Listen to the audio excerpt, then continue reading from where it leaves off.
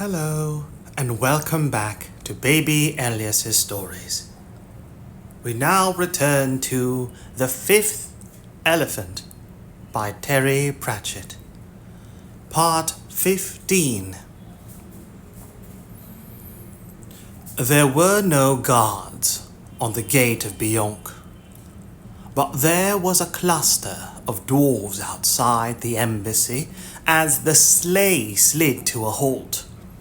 The wolves in the traces jerked nervously and whined at Angua. "I'll have to let them go," she said, getting out. "They've only come this far because they're frightened of me." Vimes wasn't surprised. At the moment, anything would be frightened of Angua. Even so, a squad of dwarves was hurrying to the sledge. It'd take them a few seconds to get a grip on things, Vimes realized. There were uptown guards here, and an eagle, and a werewolf. They'd be puzzled as well as suspicious. That should give him a tiny crack to lever open. And ashamed as he was to say it, an arrogant bastard always had the edge. He glared at the lead dwarf. "What is your name?" he demanded. "You know the scone of stone was stolen? What?" Vimes reached round and pulled a sack out of the sleigh. "Bring those torches closer!" he shouted. And because he delivered a command in a tone that said there was no doubt that it'd be obeyed, it was obeyed. "I've got 20 seconds, he thought, and then the magic goes away. "Now, look at this," he said, lifting the thing out of the sack. Several dwarves fell to their knees. The murmuring spread out. Another howl. "Ow!" Another rumour.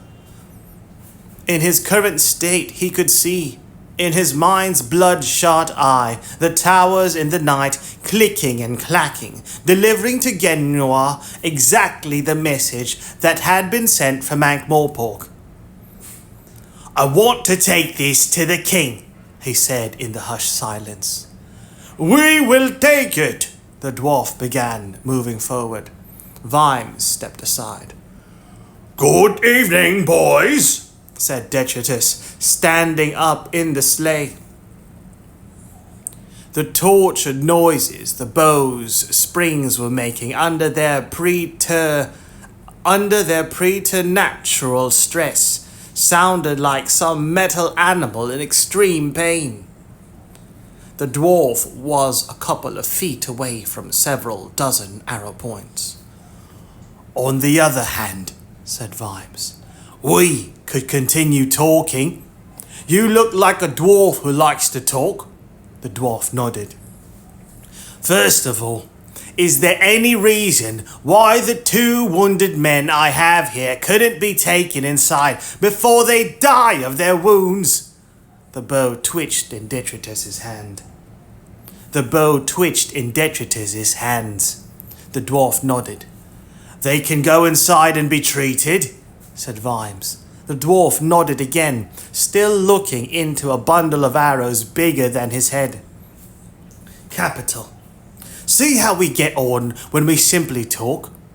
And now I suggest that you arrest me." "You want me to arrest you?" "Yes, and Lady Sybil, we place ourselves under your personal jurisdiction." "That's right," said Sybil. "I demand to be arrested." She drew herself up and out, righteous indignation radiating like a bonfire, causing the dwarves to back away from what was clearly an unexploded bosom.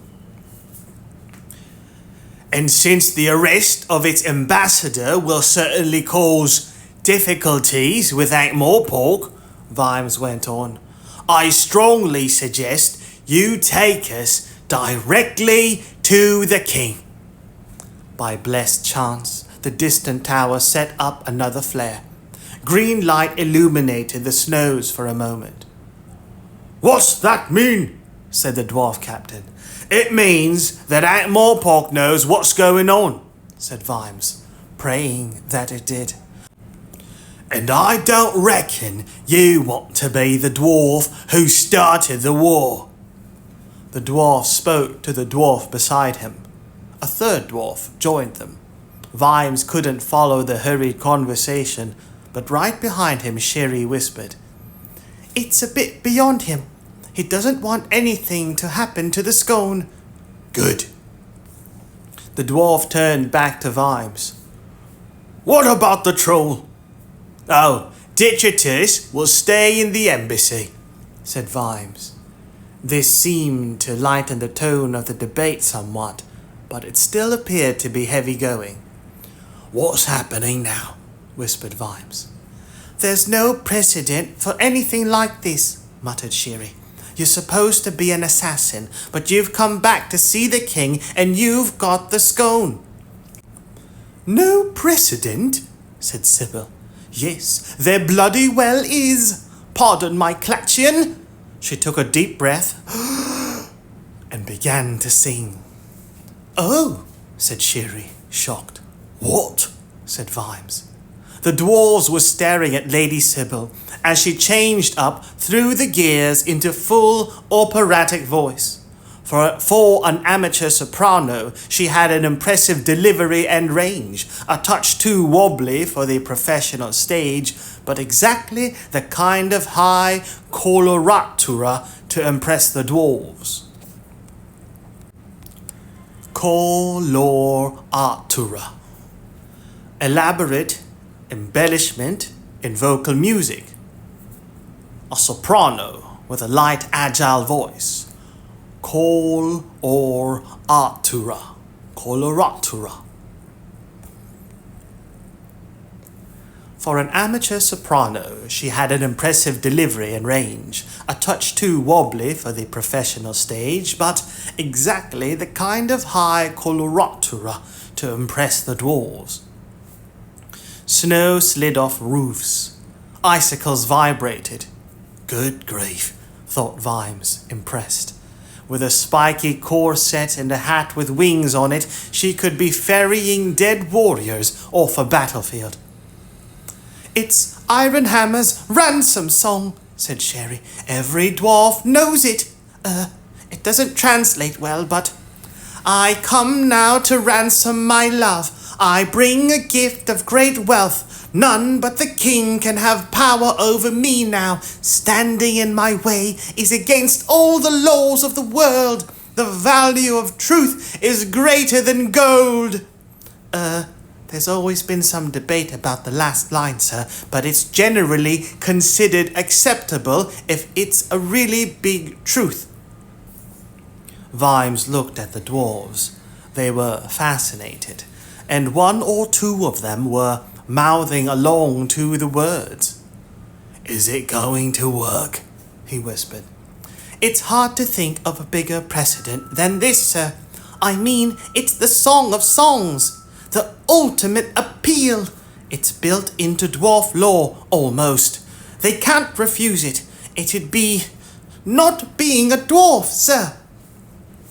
As Vimes watched, one dwarf pulled a fine chainmail handkerchief out of his pocket and blew his nose with a wet, jingling noise. Several others were in tears. When the last note died away, there was silence, and then the sudden thunder of axes banging on shields. "It's all right," said Sherry. "They're clapping."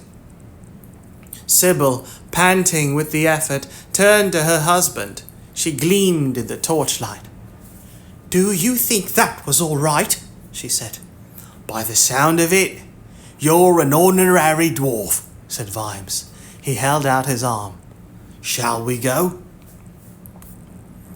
News was going on ahead. Dwarves were pouring out of the entrance to downtown when the Duke and Duchess arrived.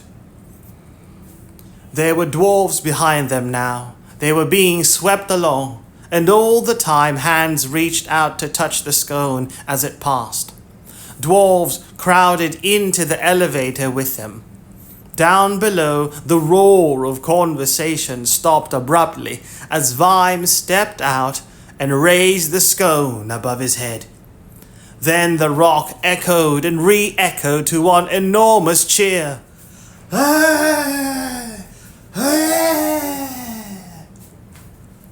They can't even see it, thought Vimes. To most of them, it's a tiny white dot.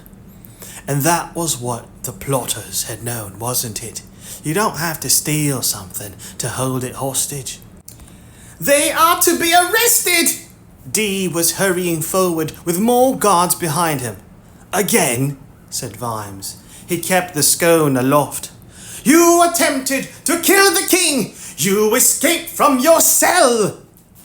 There's something about which we could hear more evidence, said Vimes, as calmly as he could. The scone was heavy. You can't keep people in the dark all the time, Dee. You shall certainly not see the king. Then I will drop the scone. Do so. It won't. Vimes heard the gasp of the dwarves behind him. It won't what? He said quietly. It won't matter. But this is the scone. One of the dwarves that had accompanied them from the embassy shouted something, and several others took it up. Precedent is on your side, Sherry translated. They say they can always kill you after you've seen the king. Well, not exactly what I was hoping, but it'll have to do. Vimes looked at Dee again. You said you wanted me to find the thing, didn't you? And now, how fitting that I return it to its rightful owner. You! The king is... You may give it to me, said Dee, pulling himself up to the height of Vimes's chest. Absolutely not, snapped Lady Sybil. When Ironhammer returned the scone to Bloodaxe, would he have given it to Slogram? There was a general chorus of dissent. Of course not, said Dee. Slogram was a trait. He stopped. I think, said Vimes, that we had better see the king, don't you? You can't demand that. Vimes indicated the press of dwarves behind them. You're going to be amazed at how difficult it's going to be for you explaining that to them, he said. It took half an hour to see the king. He had to be roused. He had to dress. Kings don't hurry. In the meantime, Vimes and Sybil sat in an anteroom on chairs too small for them, surrounded by dwarves who weren't themselves sure if they were a prisoner escort or an honor guard. Other dwarves were peering around the doorway. Vimes could hear the buzz of excited conversation. They weren't wasting much time looking at him. Their gaze always fell on the scone that he had in his lap. It was clear that most of them hadn't even seen it before. You poor little sods, he thought. This is what you all believe in, and before the day's out you're going to be told it's just a bad fake. You'll see it's a forgery. And that about wraps it up for your little world, doesn't it? I set out to solve a crime, and I'm going to end up committing a bigger one. I'm going to be lucky to get out of here alive, aren't I? A door was rolled open. A couple of what Vimes thought of as the heavy dwarves stepped through and gave everyone the official, professional look which said that, for your comfort and convenience, we have decided not to kill you right at this very moment. The king entered, rubbing his hands. Ah, your excellency, he said, pronouncing the word as a statement of fact rather than a welcome. I see you have something that belongs to us. Dee detached himself from the crowd at the door. I must make a serious accusation, sire, he said. Really? Bring these people into the law room. Under guard, of course. He swept away. Vimes looked at Sybil and shrugged. They followed the king, leaving the hubbub of the main cavern behind. Once again, Vimes was in the room with too many shelves and too few candles. The king sat down. Is the scone heavy, your excellency? Yes. It is weighted with history, see? Put it down on the table with extreme care, please. And Dee? That thing, said Dee, pointing a finger. That thing is a fake, a copy, a forgery, made in Ankh-Morpork. Part of a plot which I am sure can be proven involves Milord Vimes. It is not the scone. The king lifted a candle a little closer to the scone and gave it a critical look from several angles. I have seen the scone many times before, he said at last, and I would say that this appears to be the true thing, and the whole of the thing. Sire, I demand, that is, I advise you to demand a closer inspection, sire. Really? Said the king mildly.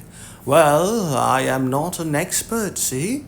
But we are fortunate, are we not, that Albrechtsson is here for the coronation? All of dwarfdom knows, I think, that he is the authority on the scone and its history. Have him summoned. I dare say he is close at hand. I should think just about everyone is on the other side of that door now.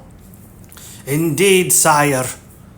The look of triumph on Dee's face as he swept past Vimes was almost obscene. I think we're going to need another song to get us out of this one, dear, murmured Vimes. I'm afraid I can only remember that one, Sam. The others were mainly about gold. Dee returned with Albrecht and a following of other senior and somewhat magisterial dwarves.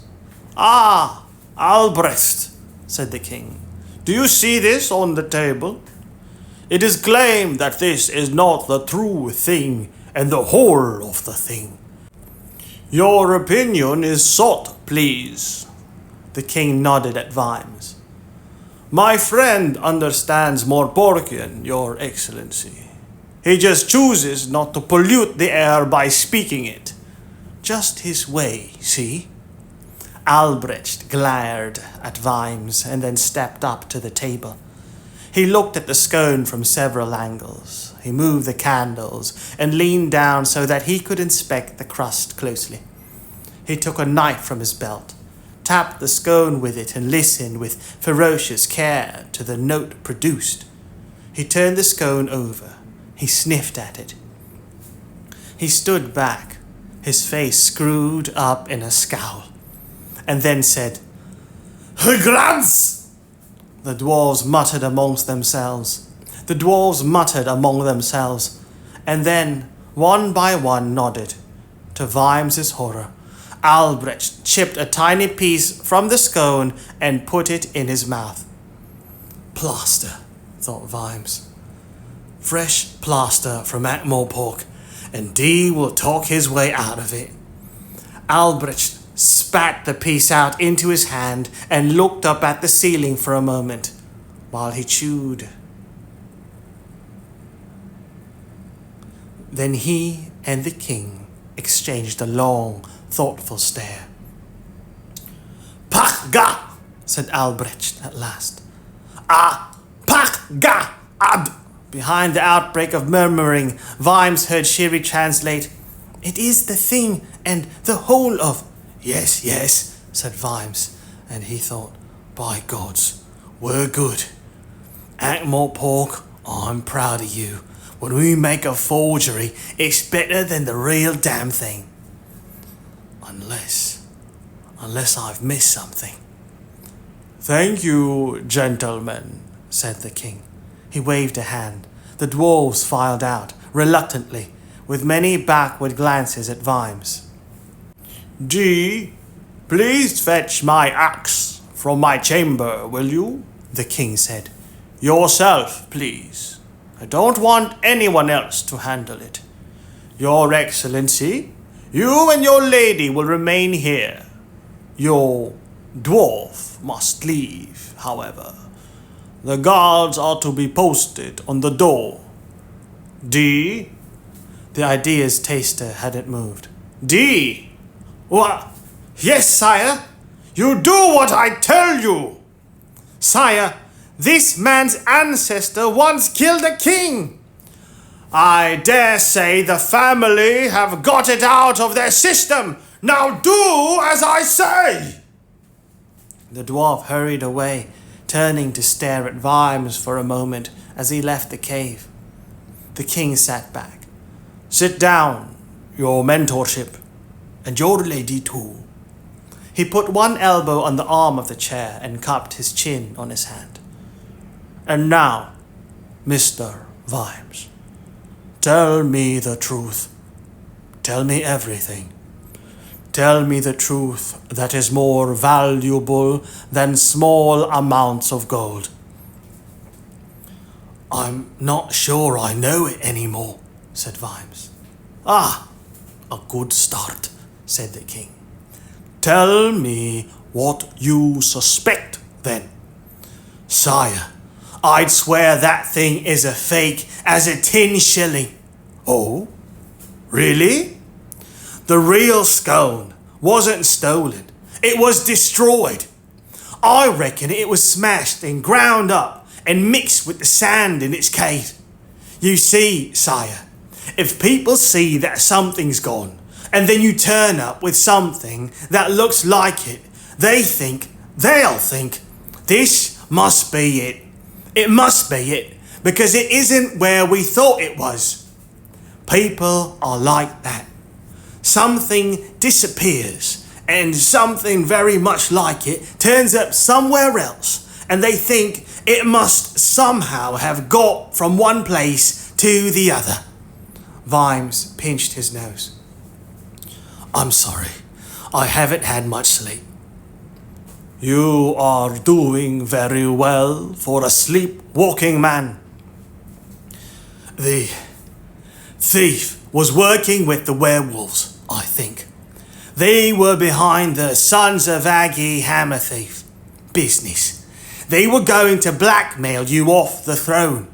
Well, you know that. To keep Uberwald in the dark. If you didn't step down, there'd be a war. And if you did, Albrecht would get the fake scone. What else do you think you know? Well, the fake was made in Ankmore Pork. We're good at making things. I think someone had the maker killed, but I can't find out more until I get back. I will find out. You make things very well in your city, then, to fool Albrecht. How do you think that was done? You want the truth, sire? By all means. Is it possible that Albrecht was involved? Find out where the money is. My old sergeant used to say. Ha! Who was it said? Where there are policemen, you'll find crimes. Me, sir, but let us find out. Dee should have had time to think. Ah, the door opened. The ideas tester stepped through, carrying a dwarfish axe. It was a mining axe, with a pick point on one side, in order to go prospecting, and a real axe blade on the other, in case anyone tried to stop you. Call the guards in, Dee, said the king, and His Excellency's young dwarf. These things should be seen, see? Oh, good grief, thought Vimes. watching Dee's face as the others shuffled in. There must be a manual. Every copper knows how this goes. You let them know you know they've done something wrong, but you don't tell them what it is, and you certainly don't tell them how much you know, and you keep them off balance, and you just talk quietly and... Place your hands upon the scone, Dee. Dee spun around. Sire? Place your hands upon the scone. Do as I say. Do it now. You keep the threat in view, but you never refer to it. Oh no, because there's nothing you can do to them that their imagination isn't already doing to themselves. And you keep it up until they break, or in the case of my old dame school, until they feel their boots get damp, and it doesn't even leave a mark.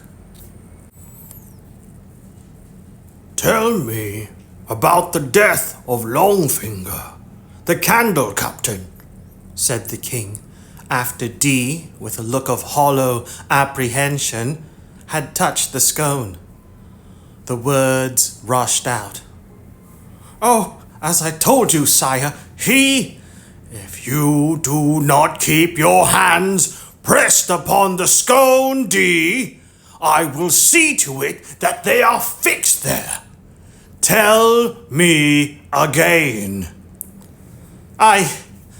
He took his own life, sire, out of shame. The king picked up his axe and turned it so that the long point faced outwards. Tell me again. Now Vimes could hear Dee's breathing, short and fast. He took his own life, sire! The king smiled at Vimes. There's an old superstition, your excellency, that since the scone contains a grain of truth, it will glow red hot if a lie is told by anyone touching it. Of course, in these more modern times, I shouldn't think anyone believes it. He turned to Dee. Tell me again, he whispered. As the axe moved slightly, the reflected light of the candles flashed along the blade. He took his own life! He did! Oh yes, you said, thank you, said the king.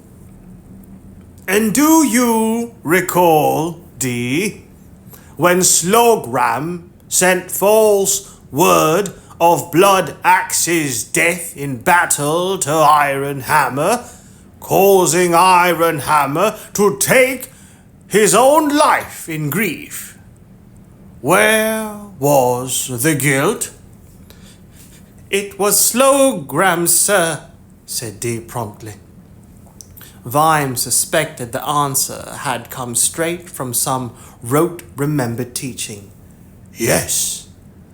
The king let the word hang in the air for a while, and then went on.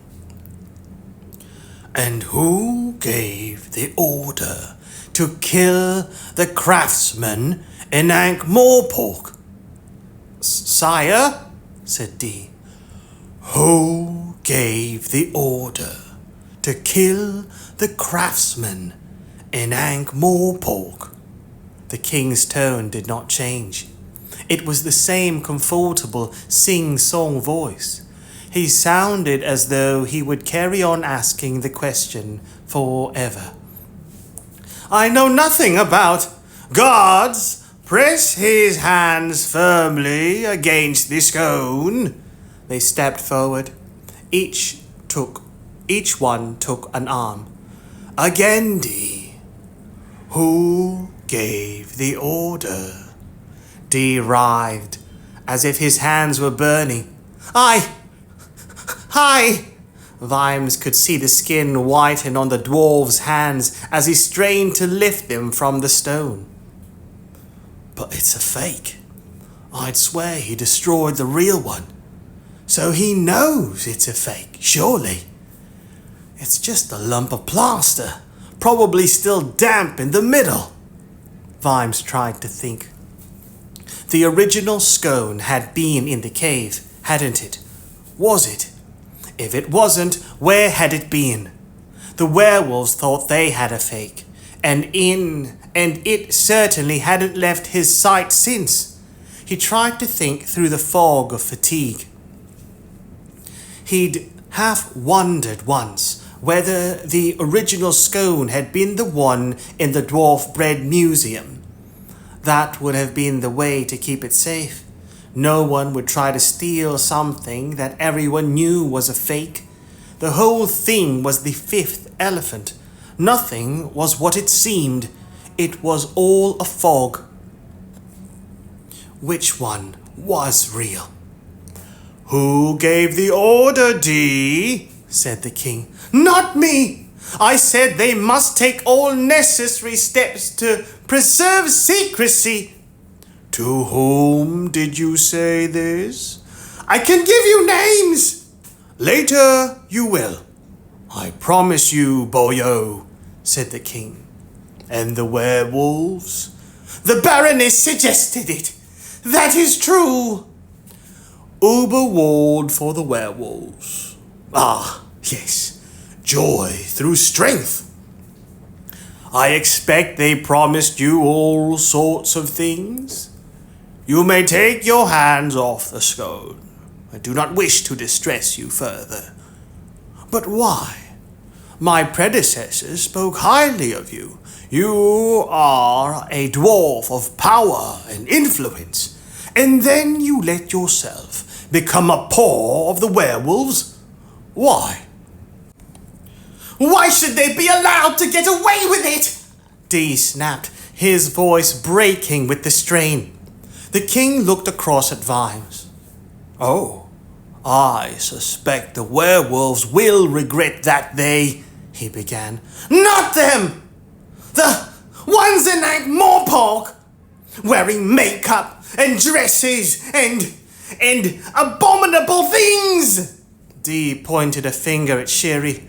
"Hark! How can you even look at it? You let her!" And Vimes had seldom heard a word sprayed with so much venom. "Her flaunt herself! Here! And it's happening everywhere because people have not been firm, not obeyed, have let the old ways slide. Everywhere there are reports. They're eating away at everything dwarfish with their soft clothes and paint and beastly ways. How can you be king and allow this? Everywhere they are doing it, and you do nothing. Why should they be allowed to do this?" Now Dee was sobbing. "I can't!" Vimes saw that Sherry, to his amazement, was blinking back tears. "I see," said the king. "Well, I suppose that is an explanation." He nodded to the guards. "Take her away. Some things must wait a day or two." Sherry saluted suddenly. "Permission to go with her, sire." "What on earth for, young dwarf?" "I expect she'd like someone to talk to, sire. I know I would." "Indeed? I see your commander has no objection. Off you go, then." The king leaned back when the guards had left with their prisoner and the prisoner's new counselor. "Well, your excellency, this is the real scone? You are not certain?" Dee was. "Dee is in a difficult state of mind." The king looked at the ceiling. "I think I will tell you this because, your excellency, I really do not want you going through the rest of your time here asking silly questions. Yes, this is the true scone. But how could... Wait! So was the one that is. Yes, ground to dust in the cave by Dee in her madness, the king went on. So were there, let me see, 5 before that, still untouched by time after 1,500 years. What romantics we dwarves are! Even the very best dwarf bread crumbles after a few hundred. Fakes, said Vimes. They were all fakes. Suddenly the king was holding his mining axe again. This, my lord, is my family's axe. We have owned it for almost 900 years, see. Of course, sometimes it needed a new blade, and sometimes it has required a new handle, new designs on the metalwork, a little refreshing of the ornamentation. But is this not the 900-year-old axe of my family? And because it has changed gently over time, it is still a pretty good axe, you know. Pretty good. Will you tell me this is a fake too? He sat back again. Vimes remembered the look on Albrecht's face. He knew. Oh, yes. A number of more senior dwarves know. The knowledge runs in families. The first scone crumbled after 300 years, when the king of the time touched it. My ancestor was a guard who witnessed it, see? He got accelerated promotion, you could say. I'm sure you understand me. After that, we were a little more prepared. We would have been looking for a new one in 50 years or so in any case. I'm glad one was made in the large dwarf city of Ankh-Morpork, and I wouldn't be at all surprised if it turns out to be an excellent keeper. Look, they've even got the courants right, see? But Albrecht could have exposed you. Exposed what? He is not king, but I will be very surprised if one of his family is not king again in the fullness of time. What goes around comes around, as the Igors say. The king leaned forward. You have been laboring under a misapprehension, I reckon. You think that because Albrecht dislikes Ankh-Morpork and has old-fashioned ideas, he is a bad dwarf. But I have known him for 200 years. He is honest and honourable, more so than me, that I'm sure of. 500 years ago, he would have made a fine king. Today, perhaps not. Perhaps, the axe of my ancestors needs a different handle. But now I am king, and he accepts that with all his heart, because if he did not, he'd think he wasn't a dwarf. See? Of course, he will now oppose me at every turn. Being low king was never an easy job. But, to use one of your metaphors, we are all floating in the same boat. We may certainly try to push one another over the side, but only a maniac like Dee would make a hole in the bottom. Corporal Littlebottom thought there'd be a war, said Vimes weakly. Well, there are always hot-heads, but while we argue about who steers the boat, we don't deny that it's an important voyage. I see you are tired. Let your good lady take you home. But as a nightcap, what is it, your excellency, that Ankh-Morpork wants? Ankh-Morpork wants the names of the murderers, mumbled Vimes. No, that is what Commander Vimes wants. What is it that Ankh-Morpork wants? Gold? So often it is gold or iron, perhaps. You use a lot of iron. Vimes blinked. His brain had finally given up. There was nothing left anymore. He wasn't certain he could even stand up. He remembered a word. Fat, he said blankly. Aha! The fifth elephant. Are you sure? There's some good iron now. Iron makes you strong. Fat only makes you slippery. Fat, parroted Vimes, feeling the darkness closing in. Lots of fat. Well, certainly.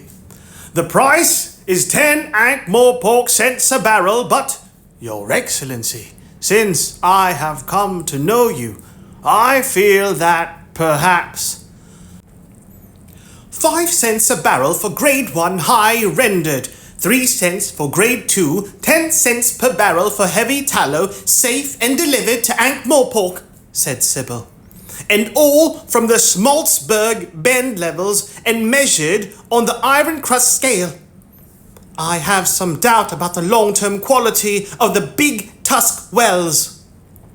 Vimes tried to focus on his wife. She seemed, inexplicably, a long way away.